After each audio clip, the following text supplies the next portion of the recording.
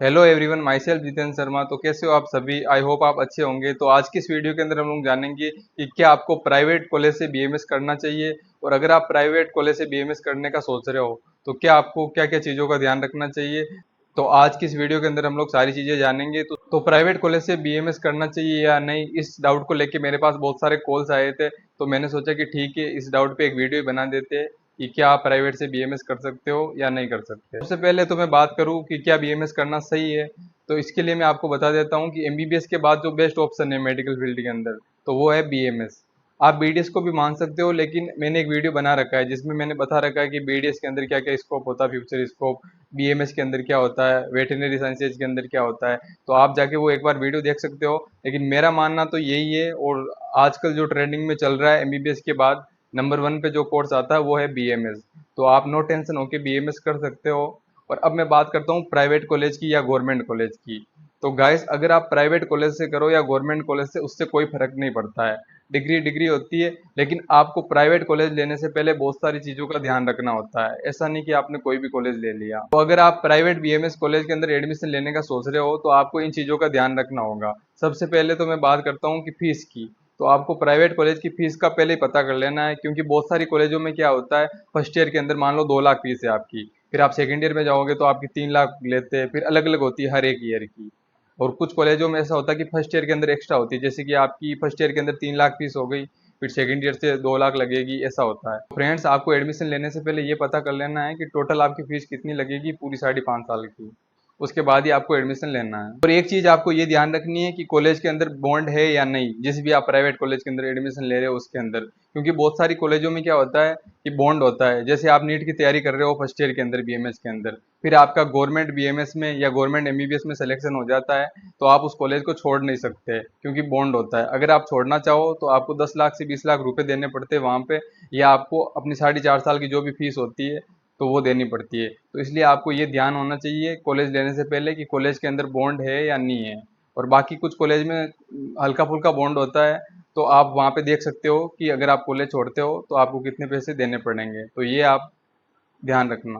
फिर क्या होता है, कुछ कॉलेज वाले अपना कॉलेज का प्रमोशन करते हैं, तो वो बोलते हैं कि हम एडवांस बुकिंग कर रहे हैं काउंसलिंग से पहले ही, तो आपको बोलते हैं आप इतनी फीस दे दो। तो गाइस, ऐसा बिल्कुल नहीं करना है कि आपको एडवांस बुकिंग किसी भी कॉलेज के अंदर करवानी है, क्योंकि एडमिशन अपना होना है तो वो काउंसलिंग से होना है। बिना काउंसलिंग के अगर आप एडमिशन लेते हो तो फिर आप फ्रॉड में फंस जाओगे, कोई मतलब नहीं है। तो अगर आपको एडमिशन करवाना है प्राइवेट बीएमएस कॉलेज के अंदर, तो आपको प्रॉपर काउंसलिंग करनी होगी। फिर काउंसलिंग होने के बाद आपको जो कॉलेज मिलता है, फिर आप वहाँ पे जाओ, फिर आप वहाँ पे फीस भरो, या किसी कॉलेज का प्रमोशन देख के या किसी भी कॉलेज के अंदर जाके आपने एडवांस बुकिंग करवा ली।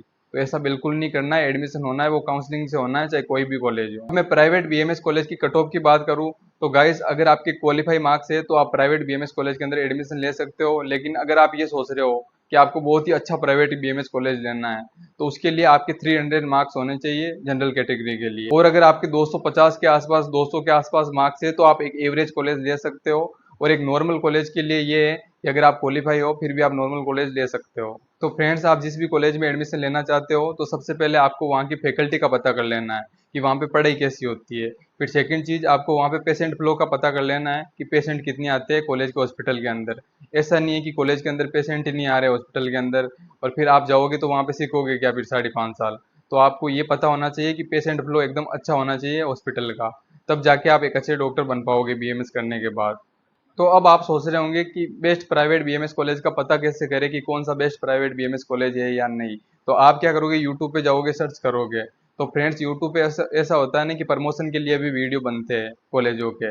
तो आप यूट्यूब से भी पता नहीं लगा सकते कि ये कॉलेज अच्छा है या ये कॉलेज बुरा है। अगर आप यूट्यूब के अलावा गूगल पे सर्च करते हो कॉलेज के बारे में, तो वहाँ पे भी आपको रेटिंग अच्छी मिल जाएगी, क्योंकि क्या करते हैं अपने स्टूडेंट से ही वो अच्छी रेटिंग दिलवा देते हैं। तो ऐसे भी आप पता नहीं कर पाओगे। तो सबसे अच्छा यही है कि आप जिस भी प्राइवेट बीएमएस कॉलेज के अंदर एडमिशन लेना चाहते हो, तो आप उस कॉलेज को विजिट करो। सबसे पहले विजिट करने के बाद आप वहाँ पे जाओ।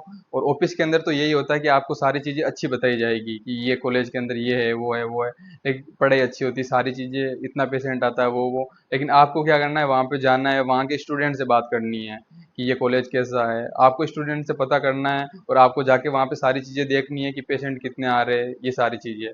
फिर जाके आप एक अच्छे बीएमएस कॉलेज का पता लगा पाओगे। और अगली बात ये है कि आप किसी काउंसलर से भी गाइडेंस ले सकते हो कॉलेज के लिए कि कौन सा बेस्ट कॉलेज है। फिर आप जाके विजिट कर लो, फिर आप कॉलेज को अच्छे से देख लो, फिर आप काउंसलिंग के अंदर वो कॉलेज भी ले सकते हो। फ्रेंड्स, बीएमएस के बाद भी बहुत स्कोप है।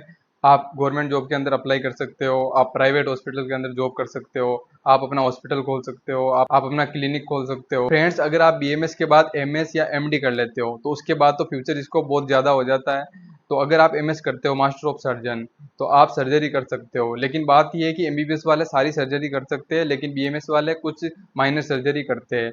लेकिन फ्रेंड्स, बात यह है ना कि एमबीबीएस वाला ऐसा तो है नहीं कि हर एक डॉक्टर जाके मेजर सर्जरी करेगा। वो भी नॉर्मली करते हैं बहुत सारे डॉक्टर, कुछ गिनती के होते हैं जो जाके मेजर सर्जरी करते हैं।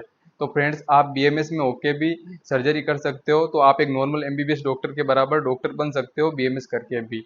तो ये भी एक अच्छा फ्यूचर ऑप्शन है। तो फ्रेंड्स, अगर आपको बेस्ट प्राइवेट बीएमएस कॉलेज लेना है या आपको प्राइवेट बीएमएस कॉलेज की काउंसलिंग करवानी है, तो आप हमारा पेड काउंसलिंग गाइडेंस कोर्स भी ले सकते हो, जिसका हमने बहुत ही मिनिमम प्राइस रखा है।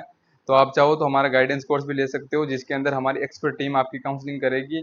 और अगर आपको कोई भी डाउट हो काउंसलिंग से रिलेटेड या बीएमएस से रिलेटेड, तो आप मेरे को व्हाट्सएप पे डीएम कर सकते हो और आप मेरे को कॉल भी कर सकते हो।